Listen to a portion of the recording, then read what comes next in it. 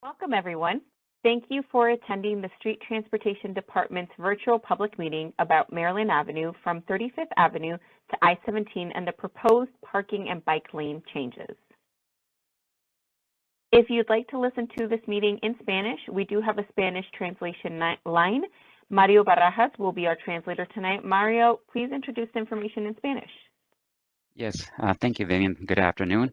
My name is Mario Barajas, and I will be serving as tonight's Spanish interpreter. I will now inquire and I'll introduce myself to our Spanish listeners. Buenas tardes, mi nombre es Mario Barajas. Voy a estar sirviéndoles como el intérprete de habla hispana. Quería repasar con ustedes si acaso desean escuchar la interpretación hacia el español. Estas son las instrucciones en lo cual podrán hacer o tomar en cuenta para poder escuchar la interpretación al español. Desde sus teléfonos pueden permanecer aquí conectados por video. Sin embargo, si desean conectar por teléfono, en sus teléfonos van a llamar al número 602-534-1000 y luego van a marcar el número de reunión que viene siendo 40392 y luego van a oprimir el número de signo, o sea, pound. He ahí anotado en la pantalla el número de teléfono, el número de la reunión y luego oprimen el pound. Ahí es para escuchar la interpretación en español. Thank you, Vivian. Thank you, Mario. To everyone, thank you for joining us tonight. My name is Vivian Padilla, and I am the Public Information Officer with the City of Phoenix Street Transportation Department, and I am your host for tonight's meeting. On your screen, you will see a list of our project members. So project team members, please go ahead and introduce yourself, as well as your relationship to the project, starting with Keeney. Good evening, I'm Keeney Knutson. I'm the Director of the Street Transportation Department. The project we're talking about this evening falls under the responsibility of the Street Transportation Department. Good evening, everybody. My name is Mark Glock. I'm the Deputy Director of our Design and Construction Management Group, team responsible for the presentation tonight. Welcome.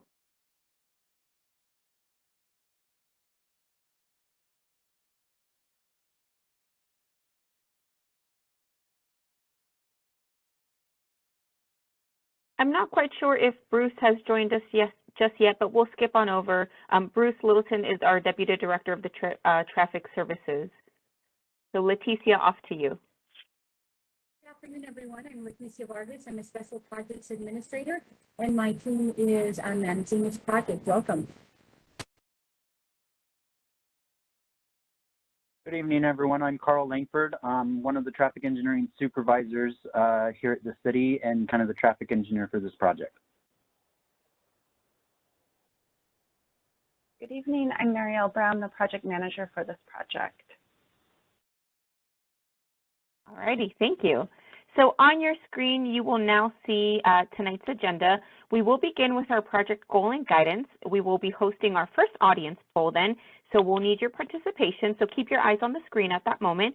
We'll then review the project area and share some information about its history, as well as the proposed changes to the area.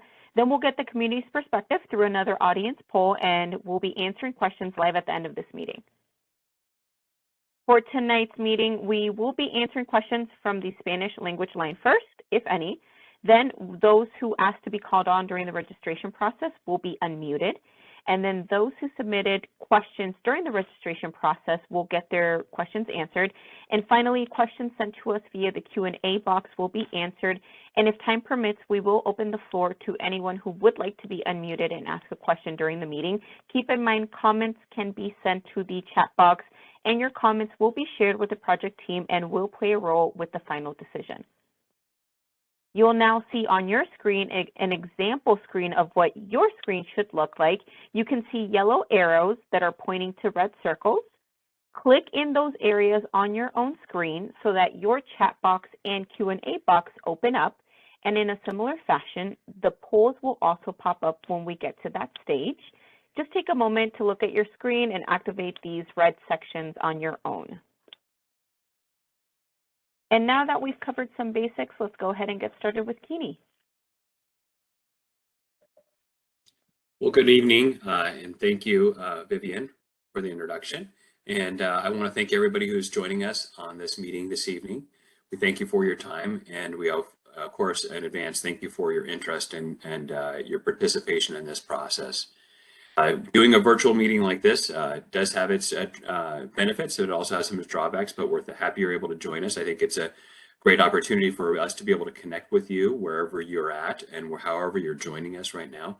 But the bottom line was we want to be able to talk a little bit about this project tonight, and we want to share the details of it and be able to answer any questions you might have. The project here tonight, we're going to be in, I don't want to steal the thunder of my project team, but it's a paving project and it's a bicycle project that we would like to be able to talk with and share with the community. And it's something we're very interested in, trying to figure out ways to be able to make sure people are able to interact with our roadways, whether they're walking or biking or using a vehicle in the safest way possible.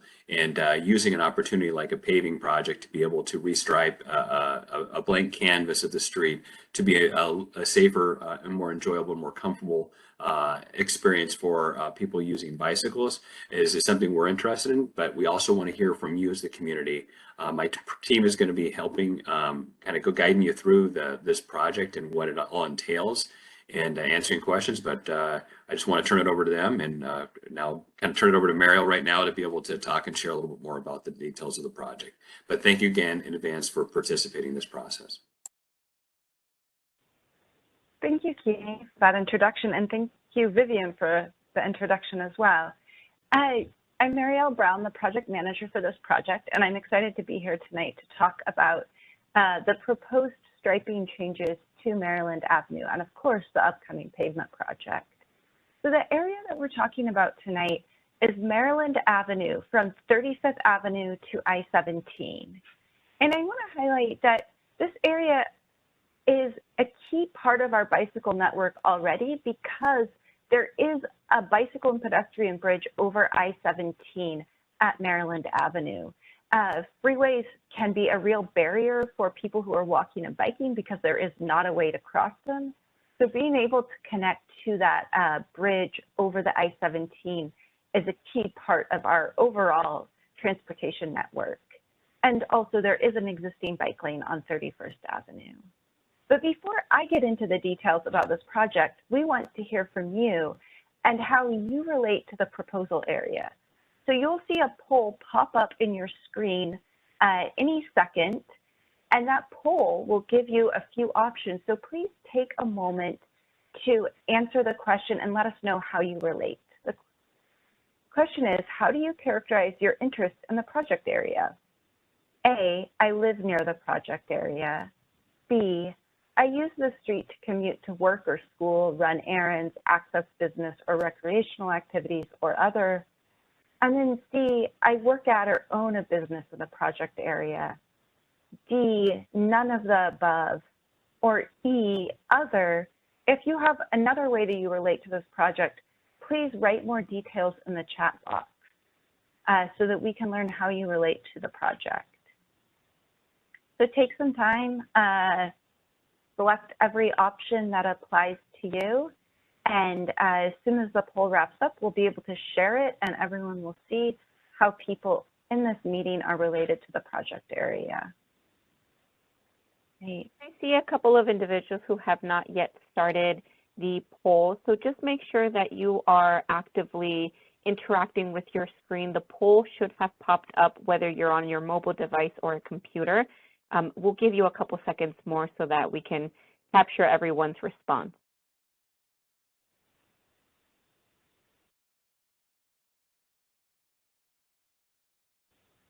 Great, thank you, Vivian. Oh, and there are the answers. So it looks like half of the people, well, 11 of the people who responded live in the project area. Another 8 use the street to commute or go to work or school, other recreational activities. And then one person had other as well. So thank you for participating, and let's get into the details. All right. Oh, and it looks like we have one person who lives on the street, so we're excited to have you here tonight. The public engagement timeline and pavement timeline for this project is on your screen.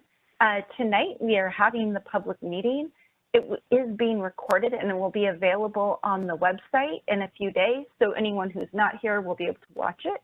We'll also be launching a survey tonight. By the time this meeting is over, the survey will go live. And it will be open through September 4th to give people a chance to share their views. And we do have a couple of polls tonight in this meeting, but we also want to hear from you through the survey. So please take the survey, share the survey with your friends and neighbors. We really want to get as many responses as possible and hear from people. Once we do hear from the community, staff will review community responses and engineering decisions and share the final decision with the community in fall of 2022. And after that decision is shared, we will be paving the street. And just to be clear, the pavement project is planned. We are going to go forward with it in the fall or winter. We're very excited to be able to bring the pavement project forward. Tonight, we're just talking about how we should restripe the street after. So any feedback we get on the survey, is just about striping. The pavement project is definitely going forward. And this proposal is part of our Complete Streets policy and our Complete Streets work. Since 2017, the City of Phoenix has had a policy that requires that we design streets with walking, biking, transit, and driving in mind. And the goal is to really create a network of connected streets with safe and comfortable options for everyone. And that includes people who are too young to drive or people who aren't able to drive for whatever reason.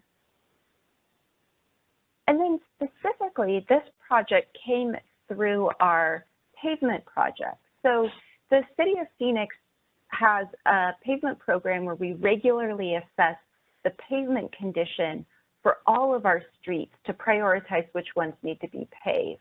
When we have those prioritized pavement projects, staff reviews every single street for the opportunity to improve the striping. When we repave a street, it's a blank canvas, and so we want to make sure that we're restriping it in the smartest way possible. When we do have a proposal for a restriping project, our traffic engineers look at it more closely. They look at the congestion and make sure that whatever's proposed really fits on the street. And if it's feasible, then we bring it to the public, like this public meeting tonight, as well as having a survey to learn what the community thinks of the proposed changes. This is an image of the I-17 bridge that's on Maryland Avenue. This is the bicycle and pedestrian bridge that really helps to connect people walking and biking along the two sides of the freeway. And so this is one of the key reasons why we're so excited to look for an opportunity to propose bike lanes on Maryland Avenue to really make sure people are able to access the bridge. Tonight, we'll be looking at 3 options for the bicycle lane, or for any proposed changes. And they really fit with the different types of people who bike. So right now, option A is kind of not changing anything, going with the current conditions. And for that, it's really only the most confident cyclists, the most assertive cyclists who want to share the lane with car traffic will feel comfortable bicycling on Maryland right now. And that's option A. For option B, we looked at how do we maintain on-street parking as much as possible while still putting in a bike lane. And by creating that bike lane, we kind of open up the opportunity to bike to people who are more casual, who might not want to ride on a collector street without having that bike lane. And then finally, we'll be looking at option C, which is really looking at how do we add buffers to the bike lane, increase the separation between cars and bikes, so that really anyone who's interested in riding a bike will feel comfortable being able to ride a bike and use the street to access the other bike lanes or that bicycle and pedestrian bridge. And here's a quick summary of what we're going to be looking at, and then I'll go through the detailed cross-sections. So option A is really no changes. It's Maryland Avenue as it is today. Option B is that opportunity to add bike lanes. And it does reduce on-street parking. We'll be going through those impacts for each block, each section. And then finally, option C is adding buffered bike lanes, and it does remove most of the on-street parking. So let's get into the details. This is option A. It's currently what's on Maryland Avenue. You're probably familiar with it, but I'm going to go through it quickly to make sure we're all on the same page. So right now there's one lane of traffic in each direction. There's on-street parking allowed from 35th Avenue to 31st Avenue. And then from 31st Avenue to to I-17, we have one lane of traffic in each direction. As you approach I-17, like from 27th Avenue to I-17, there's no parking on the south side because of the school. There's a little bit of parking allowed on the last two properties before you get to I-17. For option B, we looked at how do we add bike lanes while minimizing the impact to parking. So from 35th Avenue to 33rd Avenue, there's space to add bike lanes without impacting parking. We can keep the parking. And then from 33rd to 31st, there's still space to add the bike lanes while keeping parking, although there's not room for that buffer that we get from 35th to 33rd.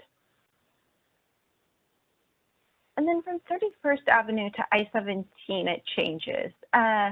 So from 31st to 29th, there's room to keep parking on the south side of the street. Although to keep a continuous bike lane, we would have to we would have to remove parking on the north side of the street. From 27th Avenue to 29th Avenue, the street is actually so narrow that there's not room to maintain parking in that section if we add a bike lane. So in that scenario, for those two blocks, there would not be any parking, but there would be a continuous bike lane. And then from 29th Avenue to I-17, the street widens again, and we'd be able to add bike lanes while maintaining all of the existing parking on the north side. We would have to remove the parking on the south side, just on those two properties as you approach I-17, but we would be maintaining parking on the north side. And then option C was the option where we really looked at how do we make sure that there's a buffer along the bike lane and where the street was wide enough to keep parking. In addition to having the buffer, we kept parking. And that was really only on this first segment from 35th Avenue to 33rd Avenue. The street is very wide and we have the opportunity to have buffered bike lanes and parking on the south side. From 33rd Avenue to 31st Avenue, to have buffered bike lanes, we would have to remove parking on both sides of the street. And that's true for the final segment from 31st Avenue to I-17. By adding the buffers and removing parking, we do have the opportunity to add vertical delineators to make the bike lanes a little bit more visible, a little bit more separated. However, we can't add the vertical delineators, and those are the green flex posts that you might have seen on some of our bike lanes. We can't add those in front of single-family homes because of the driveways. So we would have the opportunity to maybe add them in front of the school or in other sections where there aren't driveways. But for the most part, we would have buffered bike lanes and just some vertical delineators. And then this slide shows what all of those parking impacts would be. It kind of compares all of the parking. I do want to note that there are a few parking restrictions that are time of day that we haven't captured. It was too detailed to capture on the slide, but we do have our roll plots available online. The same link that you used to register for this meeting, you can go to that website. The roll plots will be posted at the end of this meeting, and those have all of the details about the existing parking restrictions. But for option A, we would be looking at keeping the parking as is. for option B, we would be restricting parking on the south side from 29th Avenue to I-17. And then we'd also be restricting parking on the north side from 31st Avenue to 27th Avenue. And then finally, for option C, we would be removing most of the parking, but we would have room to keep the parking from 35th Avenue to 33rd Avenue. So with that, I'm going to hand it over to my colleague, Carl Langford, to talk about the traffic impacts. Thank you, Marielle. So one of the things whenever we're looking at a project like this, where we're going to be putting in some new striping, the question is, how does it impact generally traffic? And all of these options really have no change to the flow of traffic along the roadway. This roadway has one lane in both directions. It has a couple of turn lanes at some of the traffic signals. All of those conditions are going to stay the exact same throughout the project. So really each of the different options, all they do is change out where that bike lane versus parking goes next to the curb. But as far as flow of traffic, it won't really have any impact. There will be a little bit of narrowing of the lanes for options B and C. Sometimes we do see that drivers kind of tend to drive a little closer to the speed limit, but that's about all on that. So that leads us to kind of a overview of the project again. And that overview is kind of this summary of impacts. So again, option A is really just leaving the road exactly as it is today. No changes with it. It won't add any bike lanes. There will be no changing to the existing on-street parking that's on the road today. Option B, what we're doing is looking at the road and saying, how can we fit bike lanes on the roadway through here, but then also keep as much parking as possible. So it does have parking on it, not all of the parking that was available previously, and it adds bike lanes to the roadway as well. And then option C is where we come through and we look at and say, hey, can we fit a buffered bike lane? So basically a space between moving traffic and the bike lane to provide added space in there for comfort and safety. And it will maintain just a little bit of parking right near 33rd Avenue, kind of west of there. Because the road's extra wide on the southbound side there. So now we have another poll for everyone. And again, you'll see this poll pop up on your screen here, so make sure you're clicking on that. And the poll is, which option works best for your community? And again, the options in the poll are option A, no changes. Option B, add the bike lanes, reduce on-street parking overall. So as we said, where we can fit the parking in with the bike lane, that will stay. And then option C is added buffered bike lanes and pretty much eliminating almost all of the on-street parking except for that little bit near 33rd Avenue on the south side. So if you can go ahead and take that poll, and we'll give just a little bit of time for that poll to process through. Yeah, Carl, and so we have 8 people who have taken it so far. I know that we're actually waiting on about 4 more people. There's 4 more people who are participating, and we would definitely love to hear your thoughts on this. Again, a poll should have popped up, whether you're joining us via your mobile device or your computer. Go ahead and look towards the bottom of your screen. There should be a poll option, and make sure that you select your response. There's only 3 responses, option A, B, or C. So we'll leave it open for a couple more seconds to try to get those remaining individuals. So, and then also just note, as you're filling out this poll, there's also the survey that we pointed out that's online. If you do fill out this poll and you're in the meeting, we'd love to hear from you, but we'd also like you to go to that survey and fill that out as well for it. So then we can it gives you options to provide more detail and obviously talk to your neighbors, talk to your other people that live along there. So the poll has completed, and we see here that 2 people selected option A. We had 7 people that selected the option B, which is add bike lanes and reduce the parking overall. And we've got 4 people that selected option C, which is the buffered bike lane through there. So thank you everyone for participating. Again, reminder to take the survey as well. And so now we'd like to turn it over to Vivian.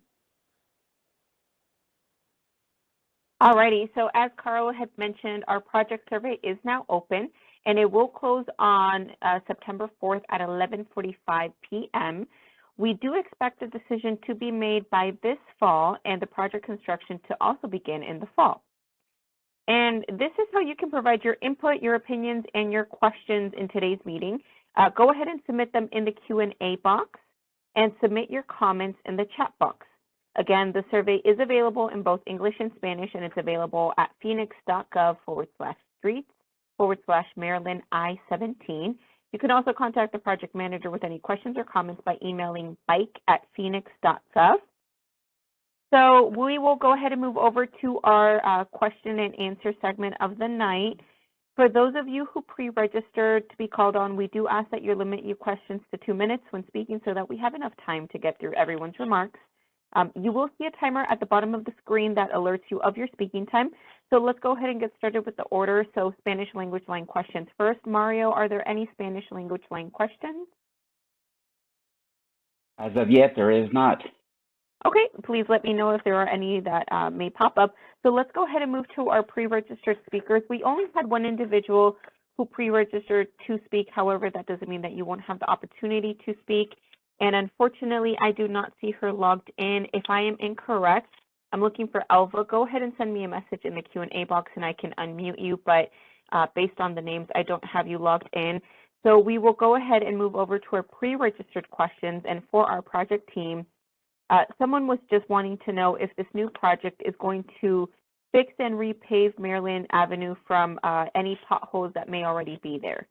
So anyone who can offer any details to this individual and others who might have a similar question.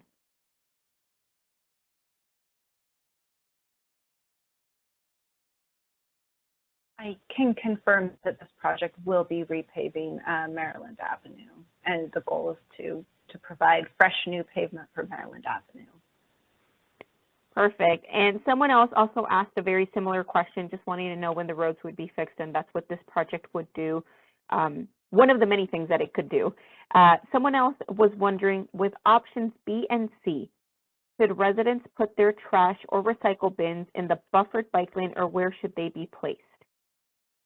That is a great question. So in general, in the area, so for options B or C, for options B, in the areas that will have parking and in option C, you would want to keep your trash bin kind of more in the parking lane so that it's not interfering with the bike lane.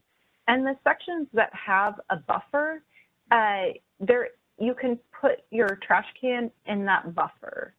It actually will provide a little bit more separation for people who are biking and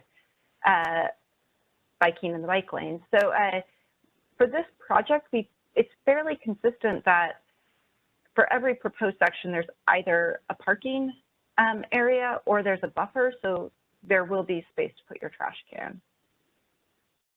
Perfect.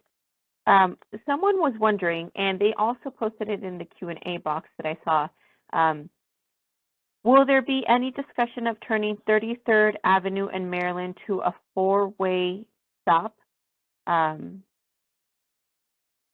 similar to the intersection at 31st Avenue? Thank you, Vivian. I can answer that question. So as far as an evaluation of the traffic controls, so the stop conditions at those locations, yes, we can go ahead and do an evaluation. That is not something that is planned as part of this project specifically, but we can go out, evaluate, and determine if it does meet the criteria for a four-way stop at that location. And Carl, what would be the best way, because two individuals actually asked about this, what would be the best way for that to actually be set into motion? Who should they contact, or is requesting it in this meeting sufficient enough? Requesting this meeting is sufficient enough. We'll go ahead and get out here in the next couple of weeks to do the evaluation. It does typically take us a little bit of time just with staff to make the evaluation, determine, and then ultimately if it does meet, to get those signs in place. So it may take a couple of months for that ultimately to happen. Perfect, thank you. So finishing up those pre-submitted questions, we'll go ahead and move over to those who have questions in the Q&A box. And also, just as a reminder, If you want to be unmuted and ask a question, go ahead and let me know. You do have the option to raise a virtual hand. That will alert me so that I can go ahead and unmute you. If you don't want to be unmuted, just go ahead and put your question in the Q&A box. So someone was wondering, and Mariel, maybe you could provide, or Carl, some information as to how many people are using bikes in this area currently at the moment. Do we have any sort of information on that? So for this project and for the city, we do we do bike counts twice a year, but we don't have continuous bike count data for this street. We do know that this route is used. It's certainly a very important connection because of the bicycle and pedestrian bridge. And we have had residents request this project because they're so interested in biking on the street, and they do bike on the street. But we don't have continuous count numbers for it. Okay, thank you. And then someone else was wondering about the survey. So the survey is now available on the project website. Again, that's Phoenix.gov /streets/Maryland I-17. So Diana, it should be accessible now. Someone else was wondering if this was going to impede a speed hump installation that is scheduled for the fall. They were saying that they've been waiting since the spring of 2022. That keeps getting pushed out. I know we might not have the answer to that, but who could we direct them to obtain some more information or updates on this? So I can answer that, Vivian. So we do have some speed humps in this location where some residents have gone through the petition process and approved the speed humps. Because there is a paving project that's coming through here, the paving project is fixing and rehabilitating the roadway itself.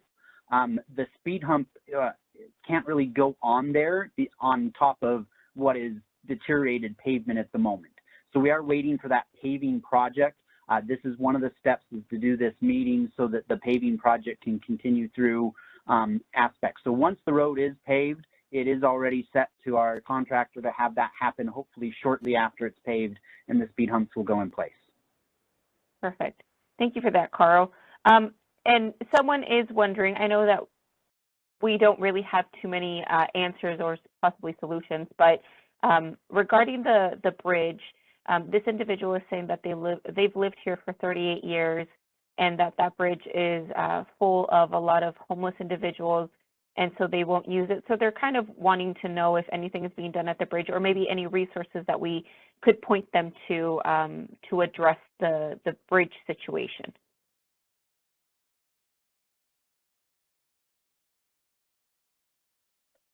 I'll take that one, Vivian. I think knowing that we can definitely talk with our folks who work in our Phoenix Cares program and community bridges to talk about working with folks that might be up there to be able to provide them services and to look at what we need to do to clean up that area as well to address that. So that's something we'll take back and talk with our crews that work in that area. Thank you, Keeney. Someone else was asking about speed humps in that area, but we've already answered that question. One person was wanting to know, will curbing be put just west of 27th Avenue on the north side where a perpendicular parking exists?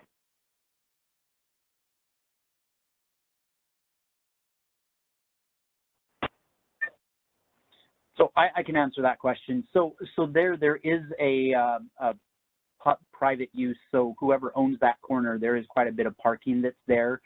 Right now, our pavement basically transitions into their pavement, right where basically our right-of-way ends and theirs begins. That will basically stay the same. So no, there will not be any curbing to prevent that parking in that private business there. Another individual is wondering if bike lanes, regardless of whichever option is selected, are put on the south side. What about the safety issue of moving from bike lane to bridge due to significant traffic turning right onto the frontage road with school buses and commuter traffic? I can answer that question there. So currently that's still being looked at as to the exact final design, but potentially we're looking at enhancing that stop condition there and providing some kind of a crossing type treatment so that bicyclists can cross there at the frontage road, easier to access the bridge on the north side of the road there. Okay, and one of the last questions, actually the last question that we have so far is, when it rains, much water accumulates along the sidewalks of Maryland and 33rd Avenue. What could be done about this issue?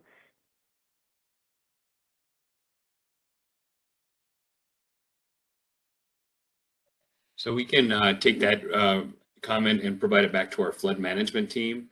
They do track and work with constituents when it comes to localized flooding, and that sounds like this is what this is, but they can definitely look at this further, and so we'll take that comment and provide it to them. And if there's a contact information for the person who submitted that question, we can use that, and if they're comfortable using that, we can have our staff reach out to them and talk with them a little more about that complaint.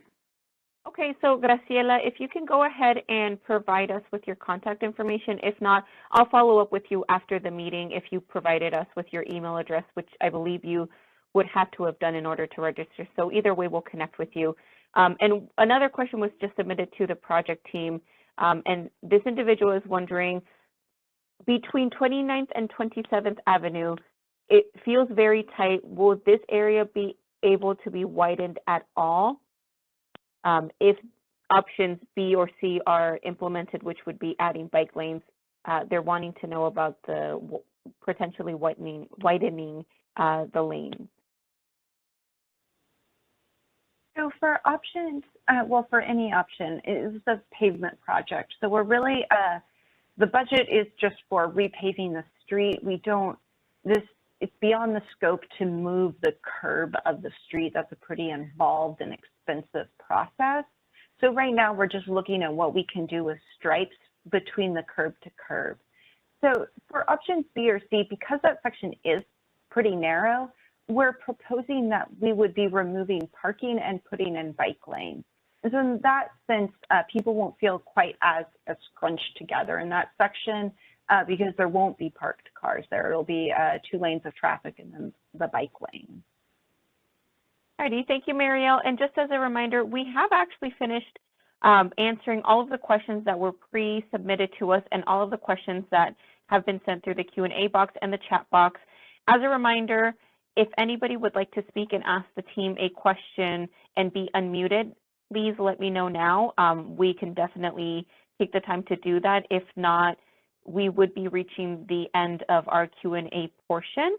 Okay, so someone just asked, actually one more question. Will there be no parking signs in the area? And they are bringing up a Phoenix Police enforcement question, so maybe we can provide them more information on who enforces no parking in the area. So yes, as part of the project, if we go forward with options B or C, additional no parking signs would get added through there. As far as enforcement, that is through the Phoenix Police and PD. There is the complaint line. I believe the complaint line is basically the 744, or, all right, sorry, it's 357733, or I apologize. I am forgetting the complaint line completely. And I'm trying to pull that up, Carl. So let me, we will make sure to put it in the chat to make sure that people could look it up. I'm currently looking it up online, and a complaint can be made at 602-262-6151.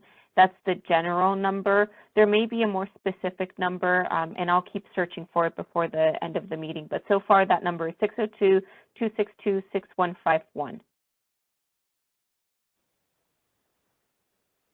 And again, if anybody would like to speak, go ahead and raise your hand virtually.